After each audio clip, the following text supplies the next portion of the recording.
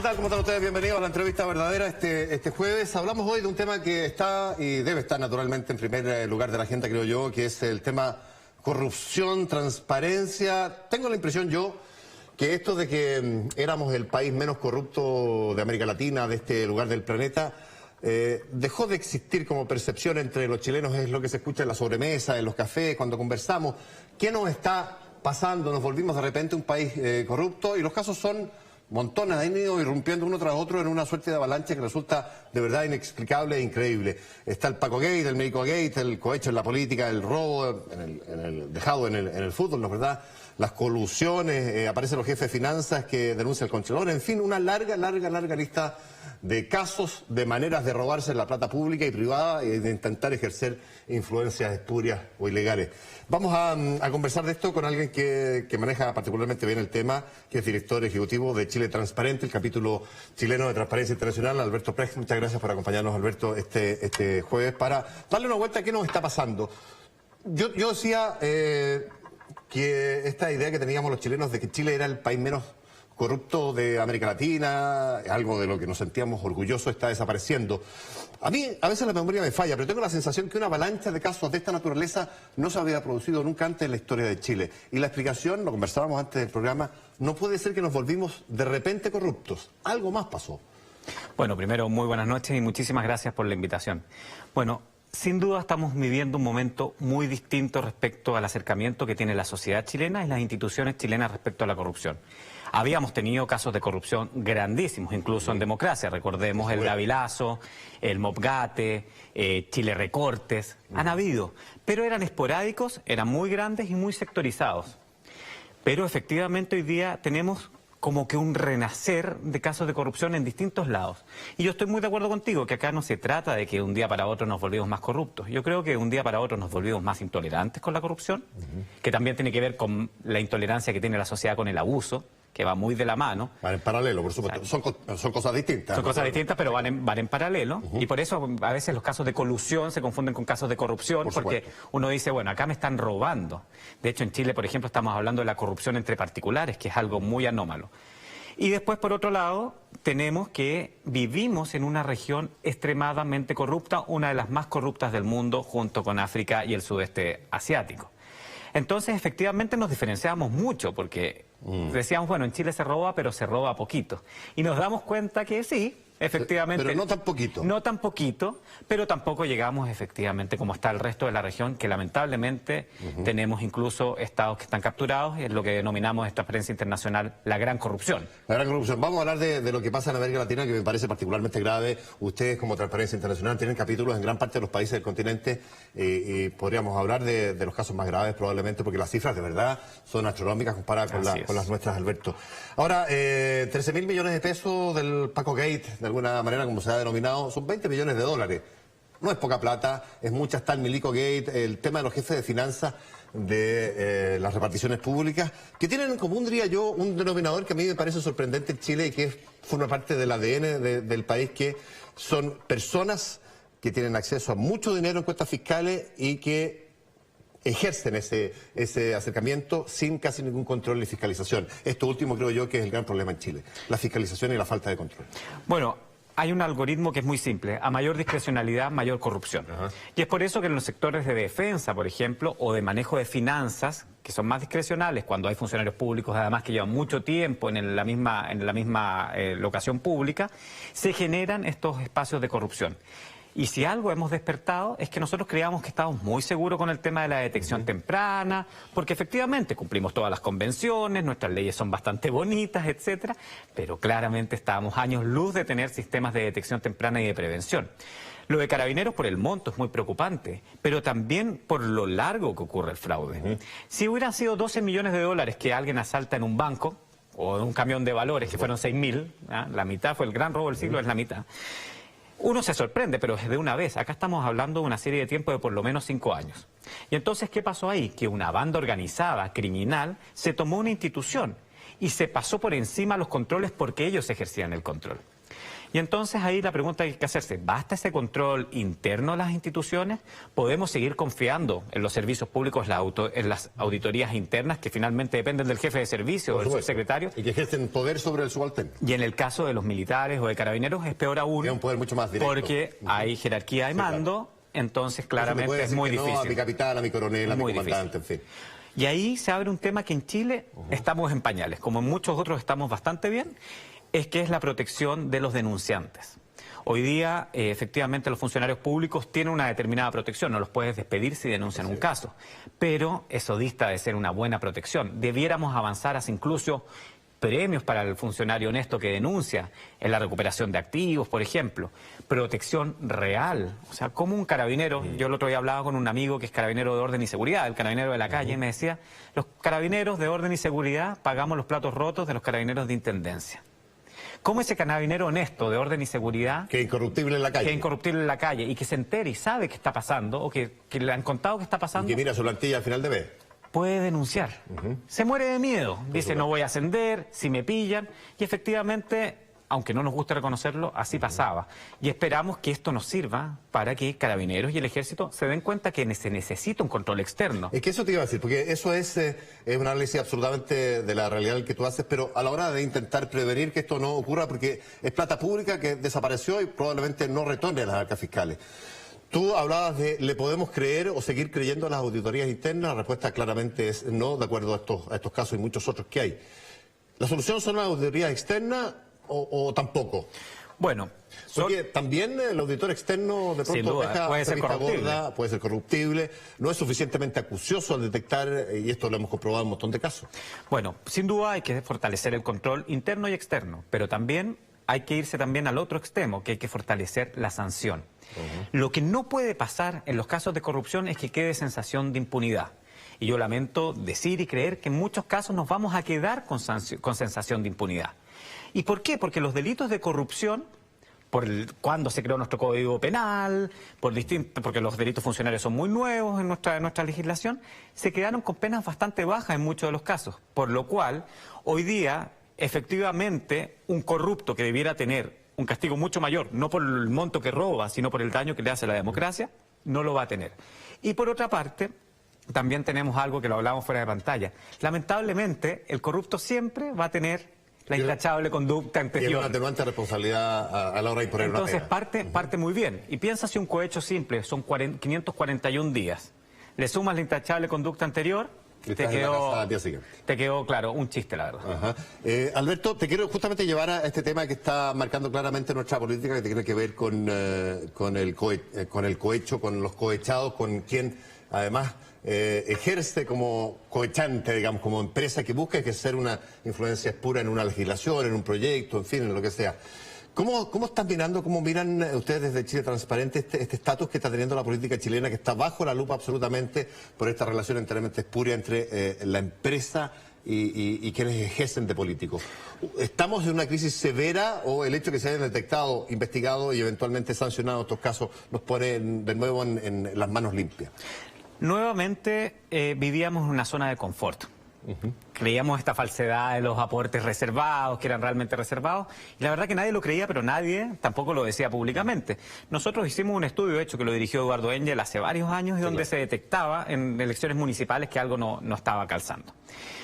Despertamos a eso y hicimos una solución, pero nuevamente me temo decir que es una solución a medias, y ese es el riesgo. ¿Cuándo ocurrieron la mayoría de estos aportes ilícitos de la campaña? No fueron en el periodo regular de campaña, fueron en la pre-campaña. Así es. Y nuevamente, nuestros legisladores se negaron a regular la pre-campaña. En la Comisión de Probidad del Senado se perdió 3-2. Hay que nombrar que el senador Walker y el senador Arboe votaron por regular la pre-campaña. No como nos hubiera gustado, pero es reconocer una realidad. Aquí tenemos candidatos presidenciales de todos los sectores políticos y algunos que llevan 4 años en campaña. Y uno tiene todo el derecho ciudadano a preguntarse cómo esa gente se está financiando. En los países desarrollados, ¿qué es lo que se hace para regular esto? Si el día de mañana tú quieres ser candidato, declaras un comité exploratorio, puedes recibir fondos de personas naturales, pero deben ser absolutamente declarados y transparentes, y no puedes hacer propaganda. Pero, por ejemplo, puedes tener un sueldo que te permita hacer campaña y competir transparente. Claro, con una cantidad conocida, sí. Puedes pagar la benzina, etcétera. Y eso, por un lado, también nos habla de otra cosa que genera corrupción, que es la falta de competencia de nuestro sistema político. Se cree que efectivamente el cambio del sistema binominal va a traer aires nuevos, pero claro, porque entran nuevos parlamentarios. Pero en cuanto a competencia, el hoy día destronar a un incumbente, es decir, alguien que tiene la posición, por ejemplo, de parlamentario, es casi imposible para un desafiante, a menos que el desafiante se salte la ley, porque tiene que hacer precampaña y gasto electoral. Hacerse conocido y ser competitivo por ende. Por eso te hacía la pregunta, el cohecho, ¿tú crees que estamos de salida de esta situación? Por lo que tú me dices, aparentemente es una situación que debiera perpetuarse y que nos falta mucho para salir adelante del tema en términos de legislación que dictar, pero también de fiscalización que hacer. ¿Hemos mejorado en términos de transparencia? Yo creo que hoy día sí se rinden cuentas de mucho mejor forma, se ha visto incluso el Servicio Electoral como lo ha hecho, pero también hay una cierta ingenuidad de creer que el Servicio Electoral lo puede hacer todo. Se cometieron errores, como lo ha dicho el fiscal Gajardo, de la prescripción de delitos electorales de 2 años. Eso es absurdo, los delitos debieran tener una prescripción mínima de 4 años. Por supuesto.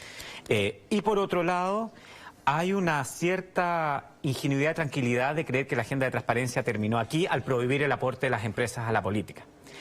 Y si uno ve comparativamente, quizás esa no es la mejor solución. Digamos que podría ser la mejor solución, pero tienes que ver qué pasa con el dinero que no viene de las empresas y cuál va a ser la sanción de eso. Estoy hablando del hombre del maletín. Sí, no, por supuesto. Hoy día la tentación para el hombre del maletín y las puertas abiertas para eso es mucho mayor. Alberto, la ley, yo no sé en qué quedó, y te lo consulto a ti directamente, la ley de probidad del funcionario público, ¿no es cierto?, que estaba en trámite, implicaba declaración patrimonial de intereses de cerca de 15.000 funcionarios públicos, sí, más. O más incluso, y además regulaba, no con ese nombre tal vez, lo que puede ser o constituirse un fideicomiso ciego que hoy día tiene de primera relevancia en razón de lo que debiera ser, entre otros, pero particularmente Sebastián Piñera, que es un hombre de altísimo patrimonio. Y se esperaba en el acto que hizo hace unos 10 días atrás Sebastián Piñera en la Quinta Normal que justamente diera a conocer ese fideicomiso ciego, sin embargo no lo hace. Dice que va a esperar a que la ley esté por entero aprobada en sus detalles para poder hacerlo.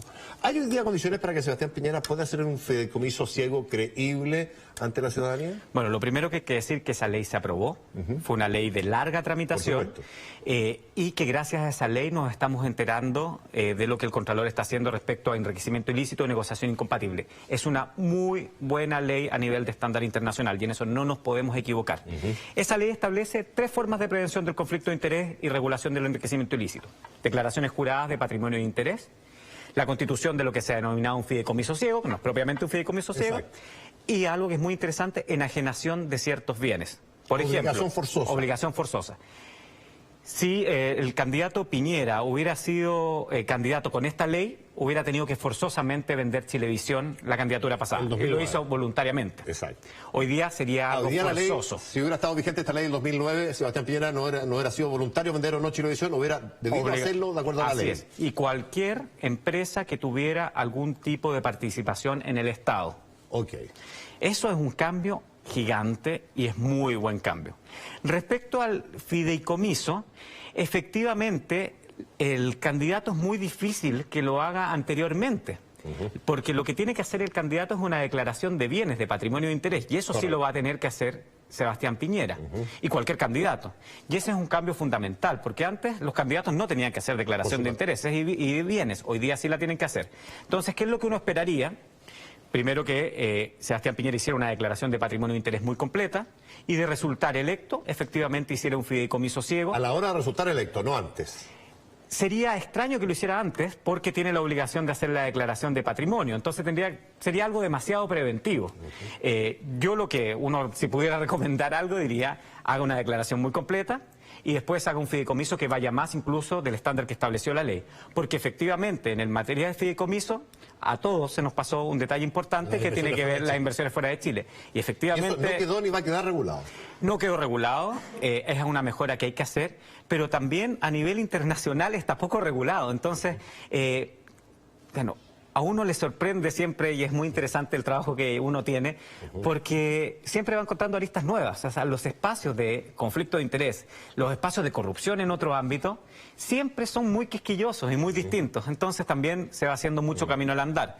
Claramente eso es algo que hay que cambiar en la ley. Ahora, yo decía al comienzo que para ubicarse bien en lo que nos está pasando en Chile hay que mirar un poco en el entorno y tú estás, entiendo, completamente de acuerdo, Alberto, con eso, porque si uno mira América Latina y los montos de corrupción en otros mercados, en otros países, la verdad es que lo de Chile parece un juego de niños. Tú conoces Transparencia Internacional pues, perfectamente y al detalle lo que ha ido pasando con el caso de Brecht, con cifras que la empresa ha tenido que pagar como multa, que son billones de dólares en Brasil por coimas que llegaron en el caso brasileño a 600 y tantos millones de dólares pagados a políticos para interferir en las decisiones del gobierno brasileño. Yo no sé cómo calificas tú la situación del continente. ¿Está cayéndose a pedazos o está partiendo o intentando partir de cero? Lamentablemente los tentáculos de la corrupción transnacional se tomaron en el continente. Desde el norte del continente, sobre todo el Triángulo Norte, estamos hablando de Honduras, Guatemala y El Salvador, que tienen tasas de sicariato, de criminalidad inimaginable. En Chile hay 4 homicidios cada 100.000. En países como Honduras tenemos 90 homicidios cada 100.000. Imagínense lo que es eso. El narcotráfico está penetrando y ha penetrado el sistema político de manera bastante importante. Y en otras aristas también nos hemos encontrado con corrupción transnacional ligada a empresas y políticas. Y el caso de Brecht es lamentable desde el punto de vista de que una empresa legal, con un poder político legal, democráticamente electo, quiso cooptar la democracia de gran parte de los países. De gran parte de América Latina por completo, incluyendo tal vez la frontera norte, que es Estados Unidos.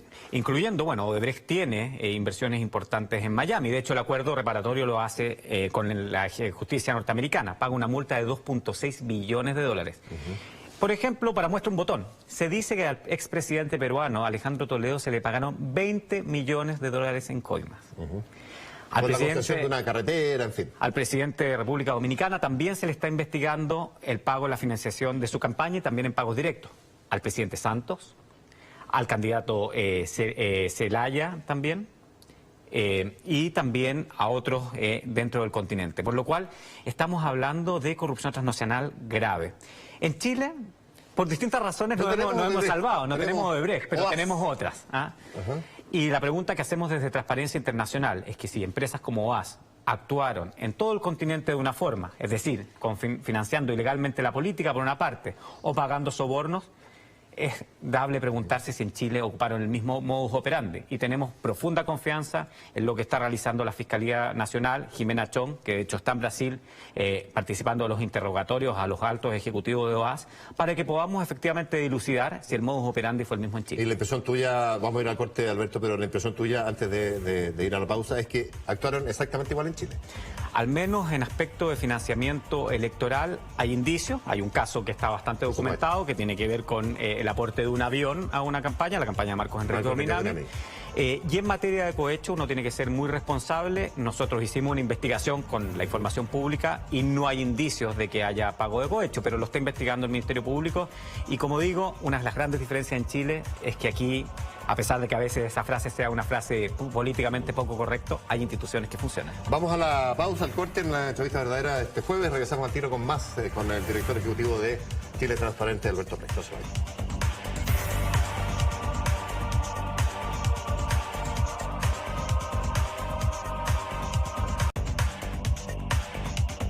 Seguimos en esta conversación. ¿Estamos ahí? Ahí está. Seguimos en esta conversación con Alberto Brecht, director ejecutivo de Chile Transparente. Alberto, da la sensación, lo conversamos durante la pausa, de que el funcionario público le cambió la cancha desde el punto de vista de la corrupción para mejor para el país, pero va a estar más complicado quien quiera robarse plata pública de quien más. Así es, tenemos una muy buena noticia, tenemos un muy buen y nuevo sistema de declaraciones juradas de patrimonio de interés.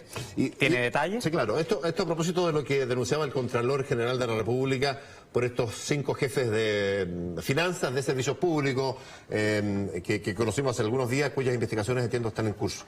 Lo que hubo ahí es que el funcionario público tuvo que entregar declaración de patrimonio completa, que antes era un papel casi en blanco, que no le importaba a nadie y nadie lo veía. Ahora, no es así, el Contralor pudo simple y llanamente comparar cosas y parecerle raro cosas. Bueno, era lamentable la ley anterior, tenía la Contraloría de bodega. Sí. Porque lo que pasaba era que el funcionario público hacía su declaración patrimonial y la Contraloría no tenía nada más que ser un custodio de aquella declaración. Hoy día, y es por eso que el Contralor Bermúdez lo puede hacer, la Contraloría puede cruzar bases de datos de carácter público. Entonces, por ejemplo, si yo soy funcionario público y digo que tengo 10 acciones de una empresa, el Contralor puede ir a la Superintendencia de Valores y preguntar, bueno, ¿es efectivo o no es efectivo? Y si tengo más de 10, efectivamente voy a estar haciendo una falta a mi declaración jurada. Por otro lado, ahora los funcionarios públicos deben todos los años hacer declaración de patrimonio, por lo cual vamos a poder ver en línea casi su incremento patrimonial. Año. Y claramente no es razonable en algunos casos los incrementos patrimoniales. Incluso hay casos con el antiguo modelo de declaraciones juradas que están en investigación, el ex general Fuente Alba, por ejemplo, donde efectivamente hay cosas que no calzan. Y esta es una herramienta muy buena para un disuasivo.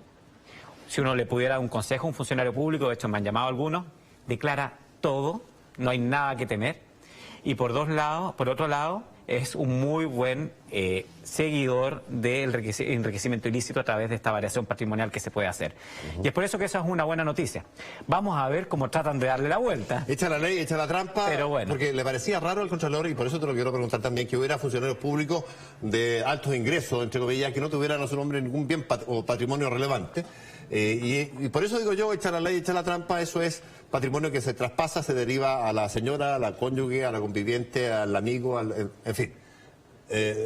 ¿Hasta dónde, cuáles son las limitaciones de esta ley? Porque evidentemente tú puedes fiscalizar probablemente hasta la señora o a los hijos, pero no más allá. Bueno, tú puedes fiscalizar muy bien a todo aquel que esté casado en comunidad de bienes.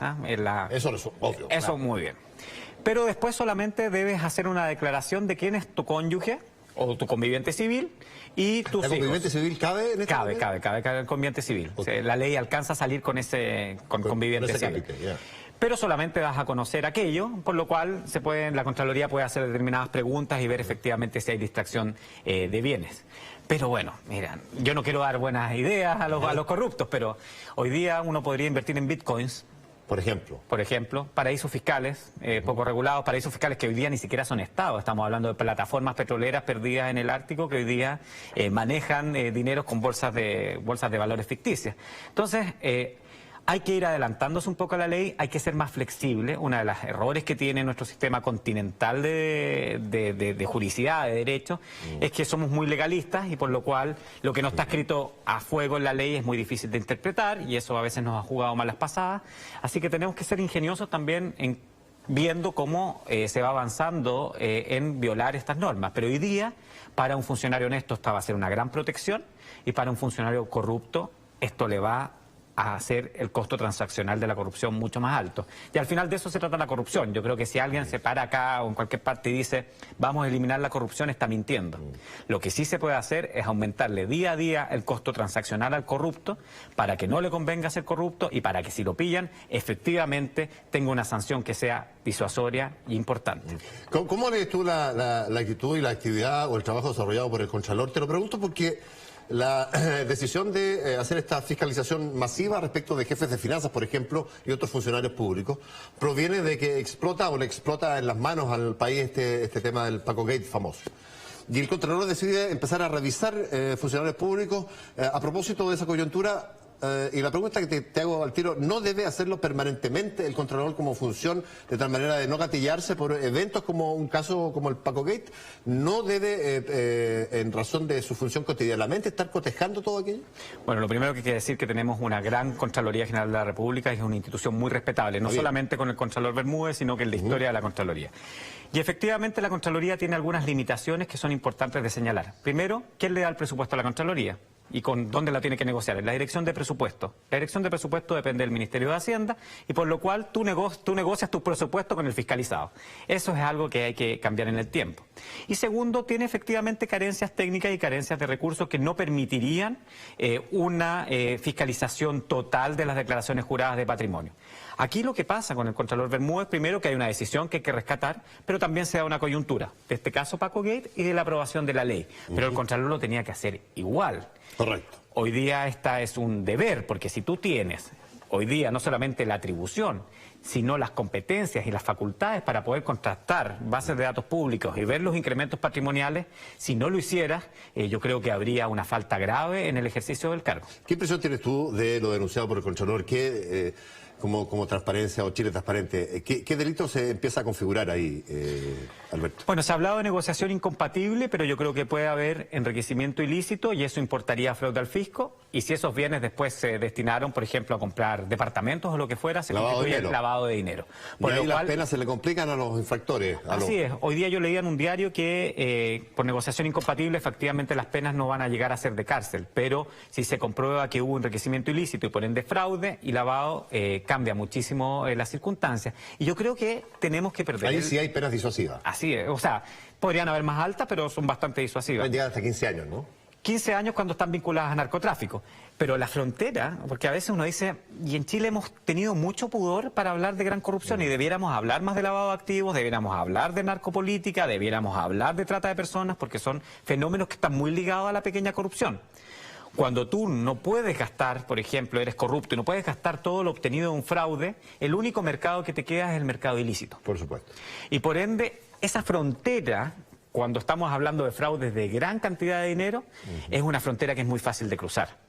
Y eso también, por ejemplo, en casos como el Milico Gate y el Paco Gate, hay que ver dónde se invirtieron esos recursos. Si estamos hablando de que a los funcionarios de carabineros de más bajo rango les quedaba la colita, era una comisión lo que les quedaba, bueno, los que se quedaban con el grueso de la plata, ¿dónde la invirtieron? ¿La tienen en una casa, en billetes o en monedas de 500 pesos? ¿O la invirtieron efectivamente lavando activos? O en el mercado ilícito, y eso les puede complicar la existencia desde el punto de vista de las penas. Más cuando estamos hablando de la policía. Y ahí, perdona Alberto, ¿cómo corre o cómo juega con aquello la legislación desde el punto de vista de la irreprochable conducta anterior? Lo hablamos hace un rato, el corrupto siempre lo pillan por primera vez, y eso atenúa de tal suerte que muy probablemente todos estos casos terminen con nadie en cárcel. Bueno, los penalistas a mí me van a matar, pero uno diría que en los casos de corrupción, de gran corrupción, no debiesen haber salidas alternativas y también debiese tratarse distinta la atenuante de intachable conducta anterior. Porque efectivamente el corrupto es una persona o que cuando es gran corrupto lo pillan por otra cosa. Por supuesto. O sea, uno ve las Pero historias... para poder ser corrupto tienes que tener una cara limpia. ¿Por qué pillaron al Chapo Guzmán? Sí, claro. El Chapo Guzmán no lo pillan porque lo pillaron vendiendo droga, lo pillan porque quería tener un amorío con Kate del Castillo. Y a Al Capone no lo pillan también lo pillan por impuestos. Y acá también es porque, por ejemplo, cuando uno ve el caso Penta, bueno, el caso Penta parte como una demanda laboral, no parte como un caso de corrupción. Entonces, bueno, ahí se configura esta intachable conducta anterior muchas veces y efectivamente juega en contra al momento de calcular la pena. Alberto, se nos queda un montón de temas, se nos acabó eso sí el tiempo, así que te agradecemos especialmente haber estado acá, Alberto Pech, director ejecutivo de Chile Transparente. Muchas gracias. Muchísimas gracias, un gusto. Muchas gracias, buenas noches. Con ustedes nos reencontramos mañana viernes hablando de un tema bien entretenido. No se lo pierdan.